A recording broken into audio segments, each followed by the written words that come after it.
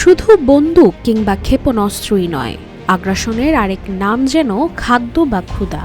আর এই বর্বর পন্থাকেই কাজে লাগানো হচ্ছে গাজাবাসীর বিরুদ্ধে।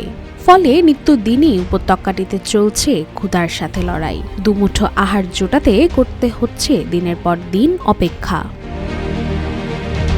আবারও খাদ্য সংকট চরম আকারে ধারণ করেছে গাজায়। ইসরায়েলের খাদ্য সহায়তা বন্ধ করে দেওয়ায় যেখানে তৈরি হয়েছে ভয়াবহ পরিস্থিতির, এদিকে দ্বিগুণেরও বেশি বেড়েছে খাদ্যপণ্যের দাম, যা চলে যাচ্ছে সাধারণ মানুষের নাগালের বাইরে।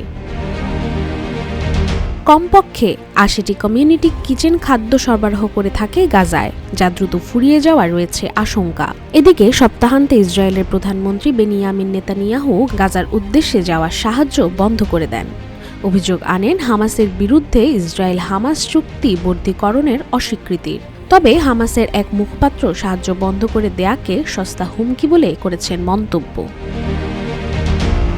চলতি বছরের ১৯ জানুয়ারি শুরু হওয়া যুদ্ধবিরোধীর চুক্তি শুরুর পর থেকে গাজায় প্রতি সপ্তাহে হাজার হাজার ত্রাণবাহী ট্রাক প্রবেশ করছে।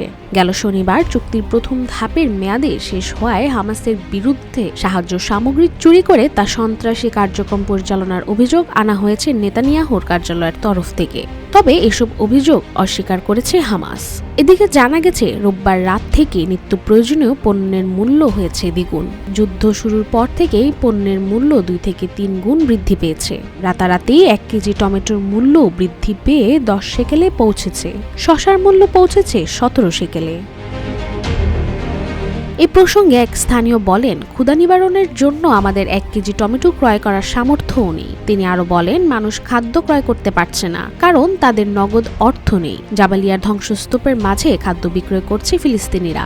অন্যদিকে শহরের এক বাসিন্দা বলেন, এমনিতেই দীর্ঘদিন যাবৎ নিত্য প্রয়োজনীয় দ্রব্যের ঘাটতি ছিল। আমরা এটা ভেবে দুশ্চিন্তাগ্রস্ত ছিলাম যে সবকিছুর দাম পুনরায় বৃদ্ধি পাবে, আর ঠিক সেটিই হলো। তবে অনেকে আবার দাম বৃদ্ধির জন্য দায়ী করছেন ব্যবসায়ীদের। তারা ব্যবসায়ীদের বিরুদ্ধে পরিস্থিতিকে কাজে লাগানোর অভিযোগও এনেছে। রাশিকা হোসেন, রূপালী বাংলাদেশ।